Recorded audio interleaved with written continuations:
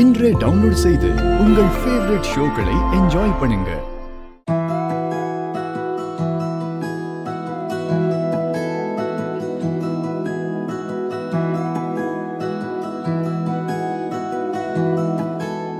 என்ன விடுங்க மாமா.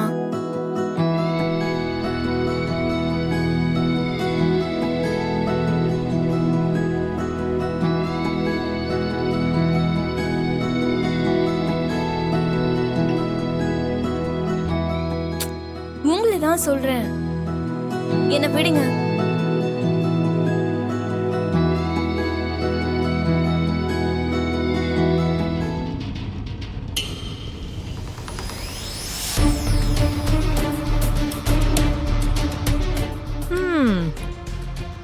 உள்ள என்ன பண்றாங்களோ என்னமோ.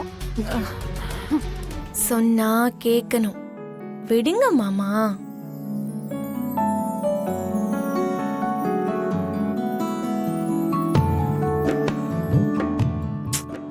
உங்களை தான் மாமா, என்ன விடுங்க, என்ன விடுங்க மாமா, விடுங்கன்னு சொல்றேன்ல.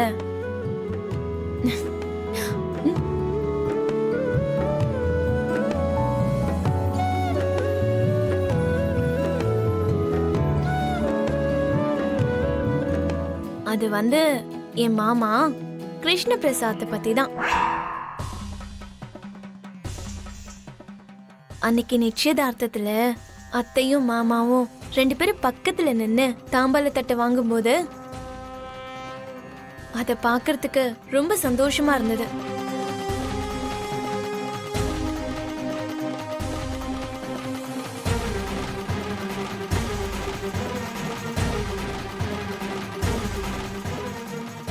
நீங்க கவனிச்சீங்களான்னு தெரியல, அத்தையோட முகம் சந்தோஷத்துல அப்படியே பூரிச்சு போச்சு.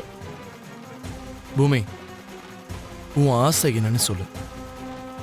அதுதான் மாமா, நாளைக்கு கல்யாணத்திலயும் அத்தையும் மாமாவும் சேர்ந்து இதே மாதிரி முன்னாடி நின்று நடத்தினா ரொம்ப நல்லா இருக்கும்னு நான் நினைக்கிறேன். கல்யாண பத்திரிக்கையிலயும் மாமாவோட பெயரை போட்டா அது ரொம்ப நிறைவா இருக்கும். கல்யாணத்துக்கு வந்தவங்க உன் புருஷன் எங்கன்னு அத்தை கிட்ட யாரும் கேட்க மாட்டாங்க. கல்யாண மாப்பிள்ள அப்பா யாருன்னு யாரும் எதுவும் பேச மாட்டாங்க. அதுதான் நமக்கும் மதிப்பா இருக்கும். சில நிமிஷங்கள் மட்டும் மாமா அத்தை பக்கத்துல நிக்கும் போது அவ்வளவு சந்தோஷமா இருக்கு. அதுவே வாழ்க்கை முழுக்க அவங்க 2 பேரும் சேர்ந்து இருந்தா அத்தையோட சந்தோஷத்துக்கு எல்லையே இருக்காது. மாமாவும் அத்தையும் கல்யாணத்தை நடத்துற வரைக்கும் நீங்க பாத்துக்கோங்க. நம்ம கல்யாணத்துக்கு அப்புறம் அவங்க 2 பேரையும் நான் சேர்த்து வைக்கிறேன். ஐயோ,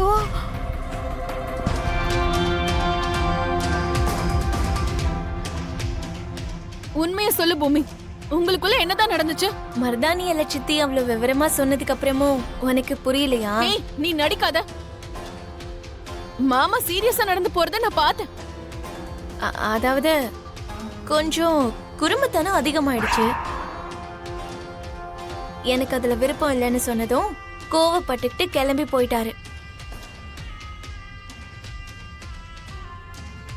இன்னும் விவரமா சொல்லணும்னா சொல்றதுக்கு நான் ரெடி.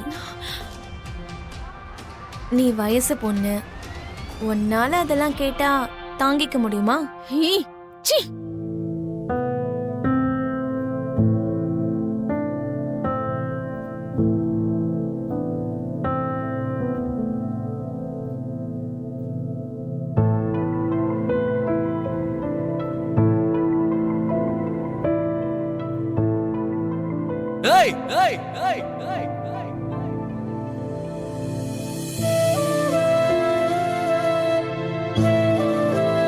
இன்னொரு தடவை இந்த மாதிரி விஷயத்த பேசுன உன்னை போட்டுருவேன், உன்னை போட்டுருவேன், உன்னை போட்டுருவேன், உன்னை போட்டுருவேன்.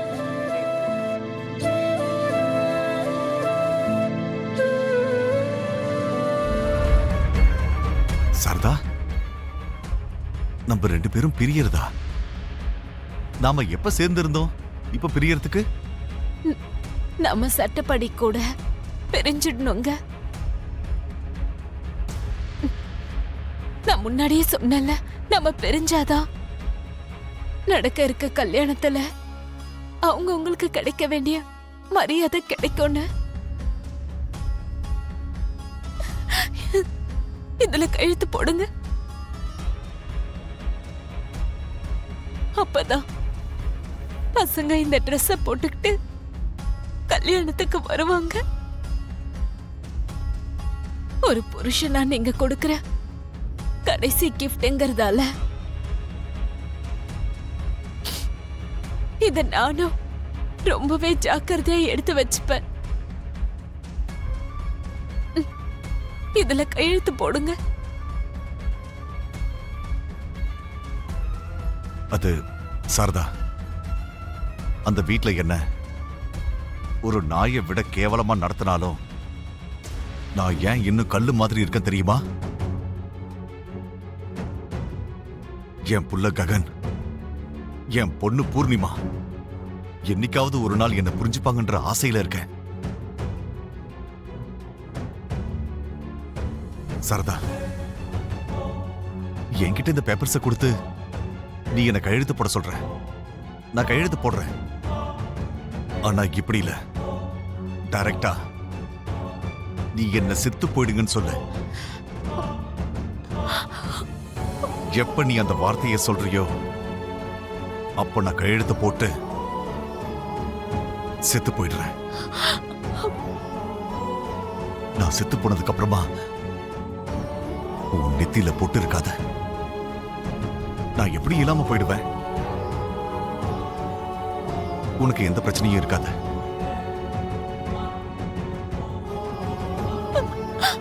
என்னங்க, நில்லுங்க.